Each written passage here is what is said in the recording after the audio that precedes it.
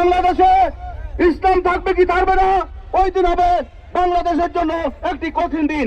ওই দিনে আপনারা এক একটি সেলিম হয়ে, এক একটি তারেক হয়ে সকালবেলা থেকে ধানের শীষের পক্ষে প্রচারণা পক্ষে জোরালো ভূমিকা রাখবেন। এইবারে ধানের শীষ মার্কা প্রতীকে সবাইকে ভোট দিয়ে জনাব শাহরুখ হোসেন সেলিম ভাইকে জয়যুক্ত করার জন্য বিশেষভাবে অনুরোধ রেখে এবং ভোট কেন্দ্রে গিয়ে ভোট গণনা শেষ করে রেজাল্ট পাওয়া পর্যন্ত সবাইকে কেন্দ্রে অবস্থান করার জন্য বিশেষভাবে অনুরোধ রেখে আমি আমার সংক্ষিপ্ত বক্তব্য শেষ করছি। বিএনপি এবং অঙ্গ সংগঠনের থেকে আয়োজিত আজকের এই গণমিছিলের সংগ্রামী নেতৃবৃন্দ, আপনাদের সবাইকে সংগ্রামী সালাম।